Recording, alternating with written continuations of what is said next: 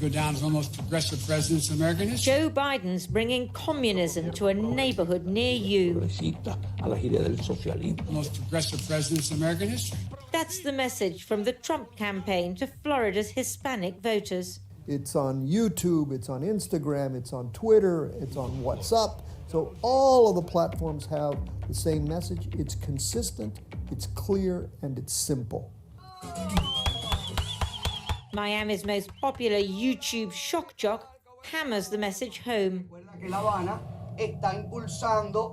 The government in Havana is pushing for you to vote Biden. Florida's my second home. Florida's always a swing state in U.S. elections. It went for Trump last time, but only by 1.2%, 113,000 votes. The Hispanic communities are critical. We've obtained the huge database that the Trump campaign used to win in Florida 4 years ago. It gives a fascinating insight into how they classified and identified the voters who they thought they could win over and those they thought could be dissuaded from voting at all. The data shows how important Hispanic voters were to the Trump campaign. They identified just under 20% of the state's voters as Hispanic and divided them into different audiences. About a quarter were believed to support Trump. 27% were classified as deterrents, voters they wanted to stay at home, and about 17% were thought to be open to persuasion. Winning them over could win the state. I went to several areas in Miami. Hello. Chat, what do you think happens to last-minute changes in voting locations in the areas that have been marked as deterrents?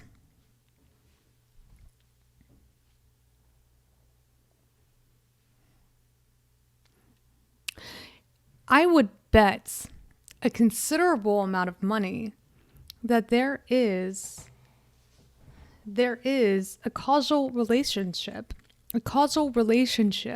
between areas marked as deterrents and last-minute changes made by the RNC when it comes to voting locations, last-minute changes, maybe shutdowns altogether. Maybe there weren't as many in-person voting locations to begin with.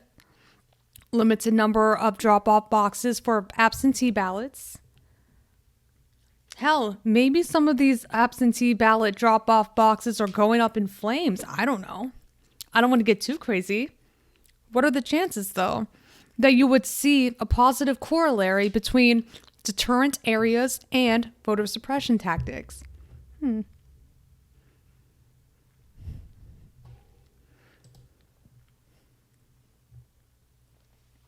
Why does the RNC get to decide that shit? I would say that, well, even voter commissions are bipartisan, right? So I would say that they would be decisions made by members of the GOP who are making these voting related decisions. 30-day ban, Pepe hands. Thank you for the follow.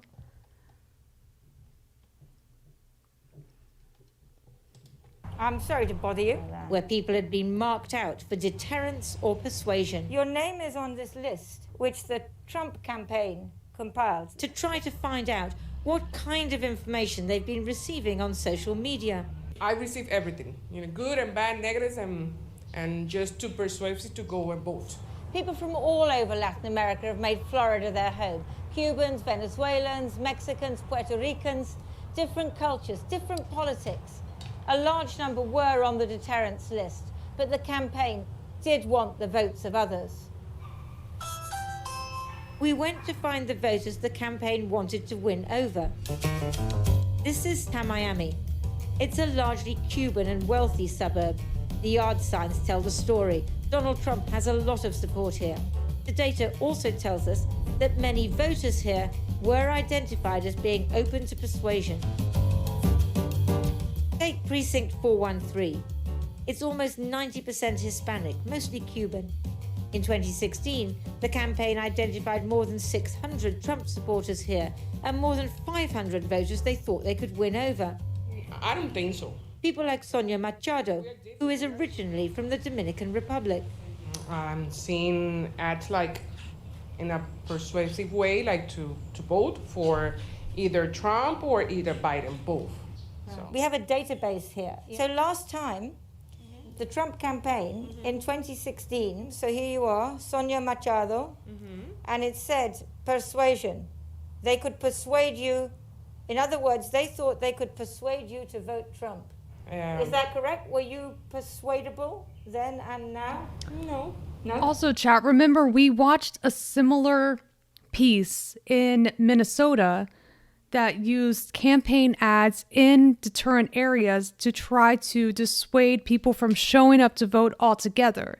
And that is how they use social media platforms to spread disinformation campaigns in certain areas to make neither candidates the more viable option, right? So if there were registered Democrats in a concentrated area, you would try to really hit the social media airwaves with anti-Biden rhetoric, or in the case of 2016, anti-Hillary Clinton rhetoric that went so far as calling for the possibility that she had a child sex trafficking ring in the basement of a pizza parlor in New York.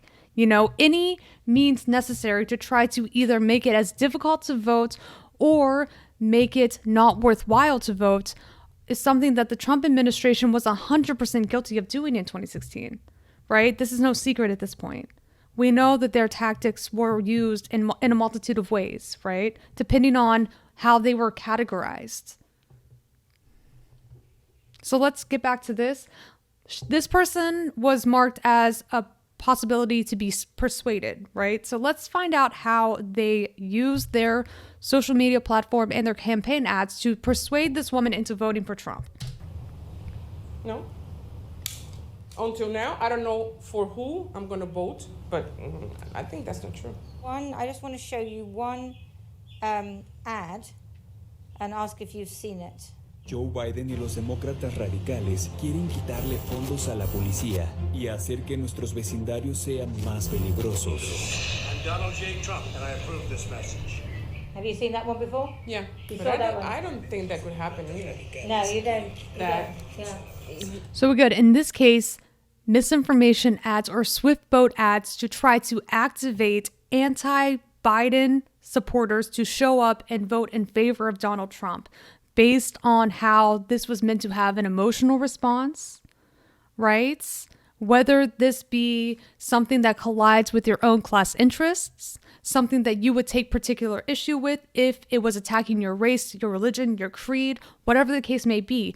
These are the types of ads that are targeting specific individuals to try to mobilize them just enough for them to show up and vote for Trump in the general, right? This is precisely how it's done. We can't live without the police. I think that a lot of the messages are circulating in family WhatsApp groups or from person to person, not directly from the campaigns, isn't it? That your aunt sends from you friends and family. friends and I get a lot from that. it's a lot of messages going around saying Biden is a socialist. Biden, Yes. you've seen that? Yes. Biden is a pedophile. But in my opinion, that comes from like the Cuban people, the Venezuela, that they had that type She knows of what's regimen going in on. their country. So She's not fooled by they this. think that Biden, that we could have the same thing here. In the last few weeks, there's been a huge spike in fake news, misinformation, conspiracy theories, and rumor online. Le invito a ver estos videos de algo mucho más perturbador, al menos a mí me parece lo más turbio, es decir, su comportamiento alrededor de los niños. Wild claims and unsubstantiated allegations circulated to cause maximum damage. Se le viene el mundo encima a John Biden al encontrarse cara a cara con el monumental escándalo que le destapan a él y a su familia. All targeted at Facebook feeds, WhatsApp chats, and Spanish language radio. The Democrats wonder if the messaging is coordinated. It's clearly designed to undermine Joe Biden. They're so worried about its impact that they've asked the FBI to investigate. But they don't know where it's coming from or who's behind it. Al candidato del socialismo y del comunismo en los Estados Unidos. Eduardo Gamarra, who's monitoring political social media, says this form of targeted messaging has blossomed since the last election. This is a pattern that we've been seeing really over the last 4 years. We saw it began in the 2016 campaign. We're seeing this incredible increase in personal targeting, right? Or group targeting, right? And you can do it very effectively because of the incredible access to data that we have today. The Republicans, who might, by the way, learned it from the Obama campaigns, have taken it to an art form. Obviously, the idea is let's get you to vote for us.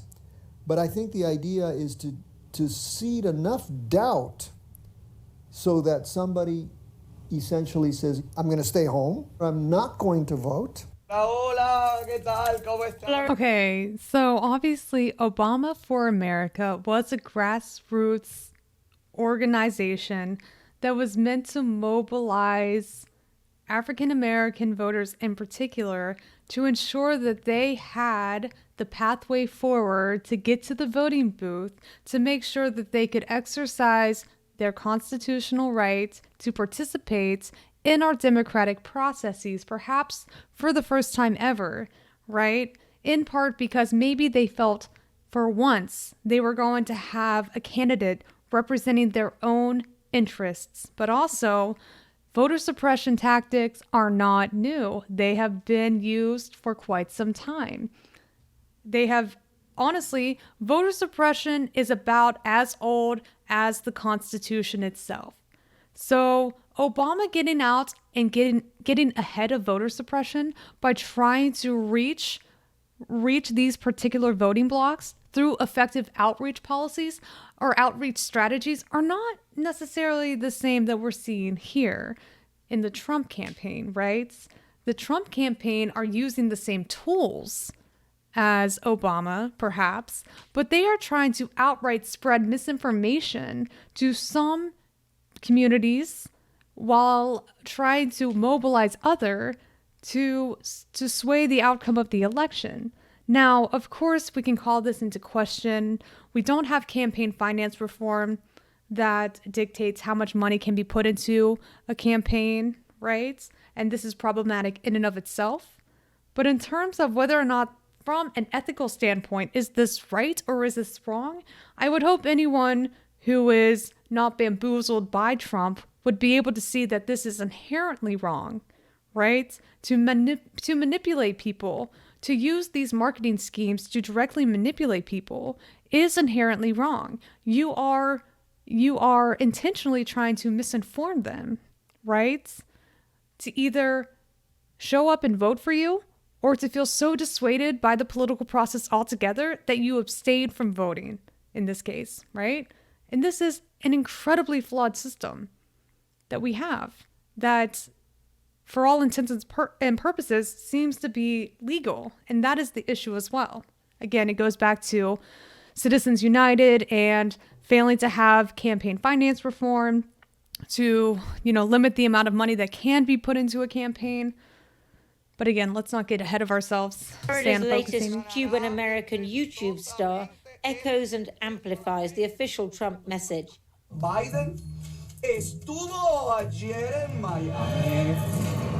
That Biden is a puppet of the Democratic Party left. Watch out, lean Bernie into the mic. Sanders, Oh, thank Alexandria you, Ocasio-Cortez, bringing the message to a younger generation of Latinos who had been drifting away from the Republicans. Y es porque le hablamos directamente a ellos en su teléfono, en la intimidad de su casa, en su tablet. Aparecemos con un mensaje claro y que ellos entienden. Hay gente que dice que hay mucho fake news entre los mensajes. Por ejemplo, Joe Biden es pedófilo.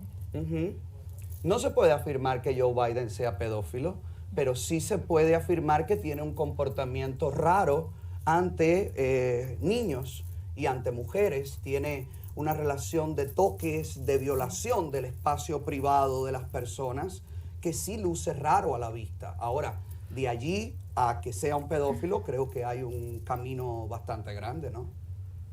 Muy grande. Bueno, look at this. Otaola's baby monkey, Oh my Karma, gosh. is his good luck charm. Ay, And he's confident that luck will be on his side in this election. Trump ganó en el 2016 gracias a las redes sociales. Y creo que en esta reelección también se lo va a deber. Nos los va a deber a todos nosotros, a la gente que estamos en las redes. He's had his reward, an interview with the big man himself. Y este segmento de esta primera pregunta que le hiciera esta mañana al presidente. Hispanic Americans, Hispanics, Latinos, I love them all. Anti-Biden messaging appears to have been successful, even with some who registered as Democrats, like Jean-Pierre Fernandez, who was marked for deterrence in 2016. This time, he's voting Trump. Biden no creo que sea una persona socialista, pero algunos demócratas hoy en día tienen ideas como socialistas. Para mi entender, lo que hay afuera mismo en las calles es una idea, una guerra ideológica. Tú sabes, incitada por personas que quieren desestabilizar el país. Eric Scarborough is also of Cuban origin and was marked as deterrence in 2016. If the idea is to confuse me, then someone's doing their job, because I'm extremely confused. I just don't know. I don't know. I'm caught in the middle. I'm very afraid of extreme leftists, and I don't agree with extreme right. The Democrats have been extraordinarily bad at defending against that message. In our polling, what we have... You know what's a real shame?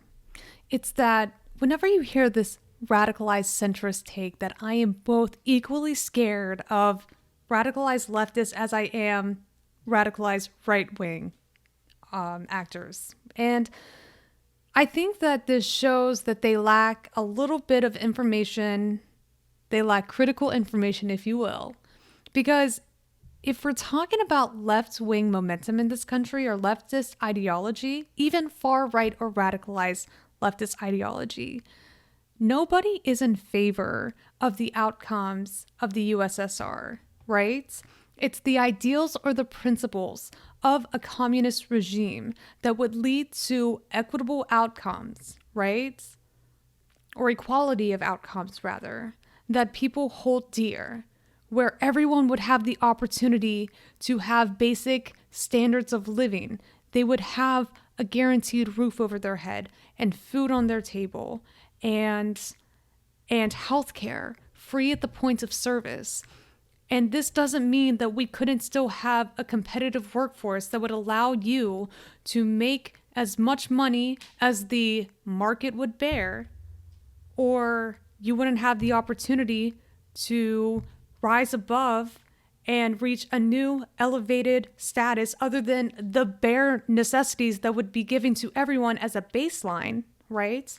Instead, people do equate left-wing ideology, radicalized leftist ideology in particular, that are envisioned by leftists in this country with what with USSR and the outcomes of this, or the nightmares that they hear from Venezuela, without really understanding the underpinnings that have led to Venezuela, right? Because you hear about the worst of the worst, that it costs how much money, thousands of dollars for a loaf of bread in Venezuela, without understanding how they got there, in part because of CIA-backed military coups or infiltrating Venezuela in a way that led to extracting their own natural resources and destabilizing their own economy. We don't talk about that, though, do we? That has led to the outcomes that we see in Venezuela in particular, right? Also, at the other side of this equation is that people say, I'm just as fearful of right-wing ideology that has led to terrorism, right? These right-wing militias that we are seeing in this country that are forming before our very eyes have been deemed as the biggest threat posing our country. This is the FBI's reporting, right? So to equate the ideas of left-wing ideology, even if it's radicalized left-wing ideology, with what we are seeing manifesting before our very eyes that would be considered right-wing ideology, means that they are severely lacking critical information, because these things should not be comparable at this point. We are seeing we're actually seeing what radicalized right-wing ideology looks like on the streets. They are taking their march to the streets and combating the Black Lives Matter movement right now. They are carrying armed weaponry. They are showing up or planning to show up to watch the polls. The Boogaloo Boys and the Proud Boys are continuing to organize and continue to attempt to employ voter intimidation tactics, right? This is actually happening. I don't understand how anyone can say, well, in theory, I think that leftists or radicalized leftists might be just as scary as radicalized right-wingers. I don't understand how they can even say that. We are nowhere close, even though we have Antifa, who is trying to combat against the fascism that is propagated by the Boogaloo Boys or any right-wing organizing. We are closer to fascism right now than we are communism. Nobody who says that they are a centrist has the capacity to understand that. And that is precisely why it is incredibly disheartening to hear people still to this day, even though we are moving closer and closer and closer to IRL fascism, there are still people fighting the notion that radicalized left-wing ideology is somehow just as inherently dangerous as right-wing ideology. Did you know TYT is hosting you? I did, the serves. I did. I was actually just getting started with my stream whenever they raided. So how are you doing, by the way? How you doing, Lance? It's good to see you. Hey, I saw that you watched the Tim Pool and Vosh debate. How did that go?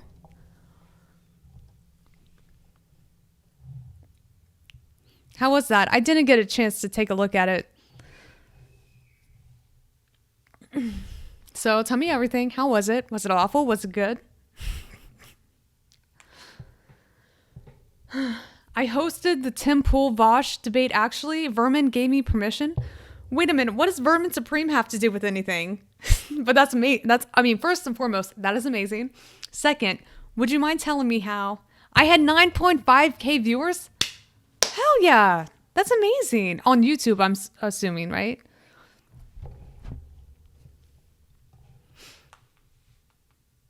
Vermin is Vosh's partner?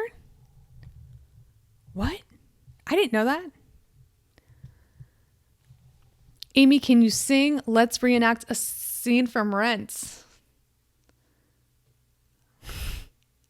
AKA Vermin Hands. I thought you meant Vermin Supreme. I was like, okay, I'm really confused. Also, because I know that you have had Vermin Supreme on your show, I was thinking, how does Vermin Supreme play into this? I'm so sorry. I'm not familiar with Vosh in that way. Sing stream? Hey chat, you know how to get a sing stream, all right? Exclamation mark, sub goals. Exclamation mark, sub goals. That's still amazing. So 2K subs, Twitch Sings, get it while it's hot. Get it while it's hot. Twitch Sings will be going away at the end of this year. Twitch Sings and the CDC moratorium on event, 2 things that will be ending at the end of this year. Do what you will with this information. Hey, don't worry about it. Only 639 subbies to go. That's a lot of subbies, actually.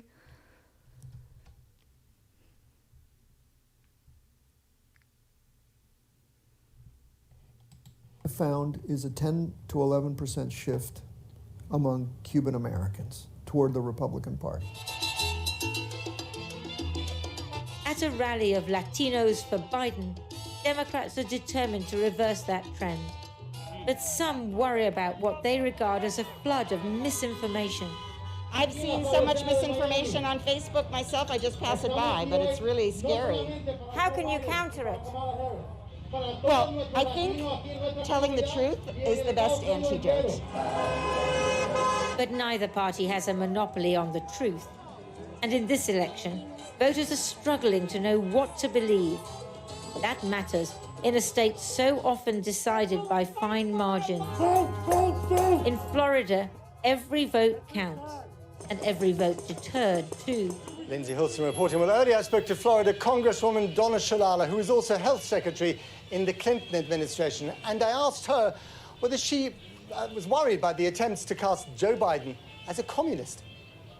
Florida is always a 1% state, so this is all turnout for us. There are very few undecided voters left.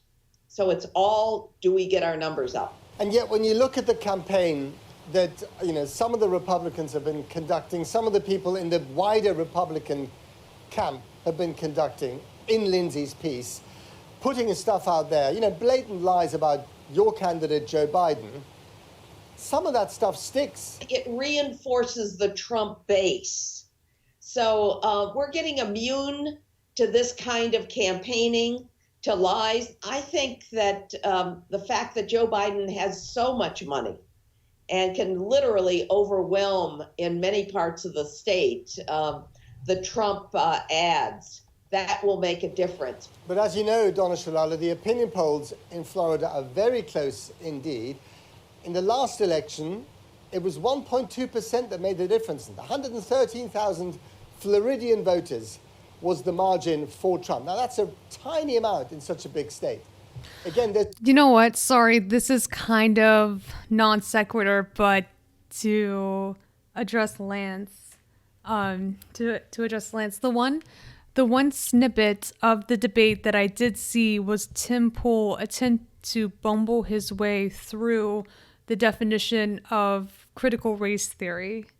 And you know what? I cannot believe that one of the easiest debate tactics that you can employ is to ask your opponent to define a certain phrase that they continue to use over and over and over again.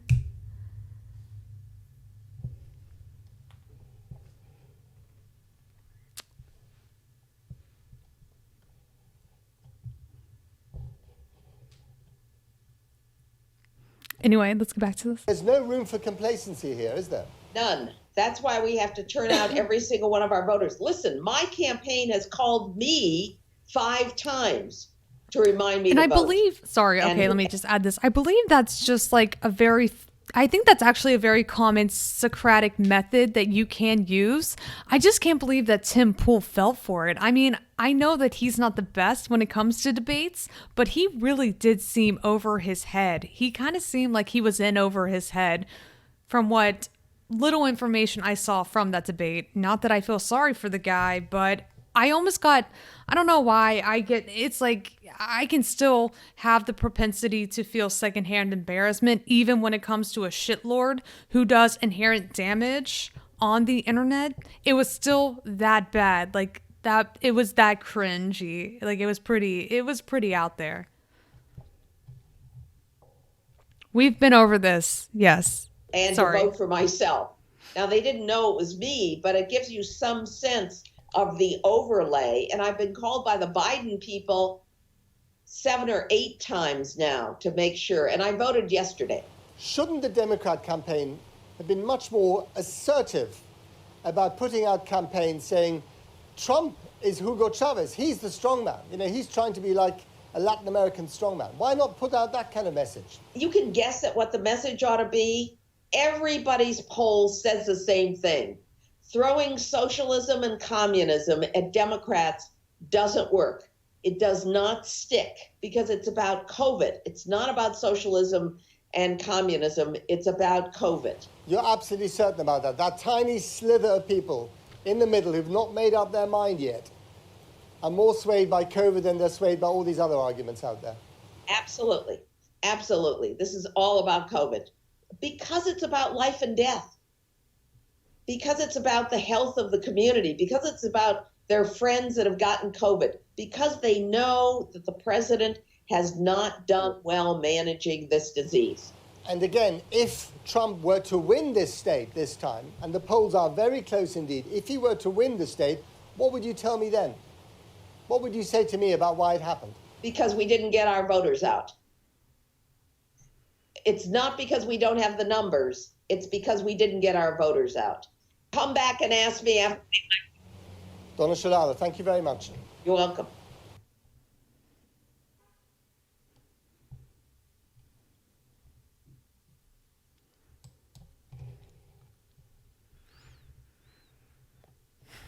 Again, really bad look whenever you are a sitting member of Congress and you are preemptively placing blame on your own constituents and saying that if Donald Trump wins, it's because not enough Democratic voters showed up to vote for Joe Biden in this election without understanding the full details or the scope of the voter suppression tactics that are used in your own state is a really, really misguided attempt to try to make it appear as though you understand the needs of your constituents, right?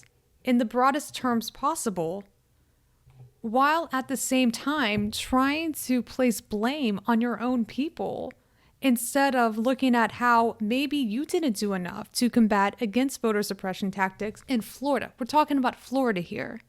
Florida is notorious for voter suppression and outright rigging of elections.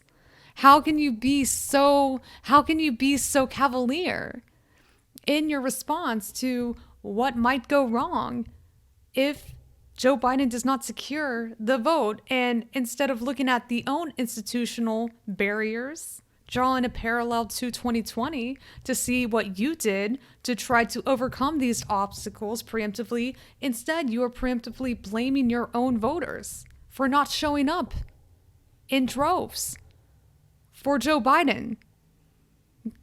That is, wow, that is such a tone-deaf response.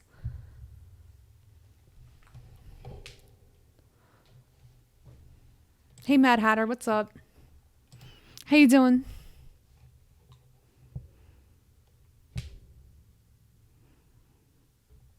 Dems are cucks and Repubs are fascists. Yeah, I mean, I laugh because I don't know what else to do at this point. All right, anyway, going back to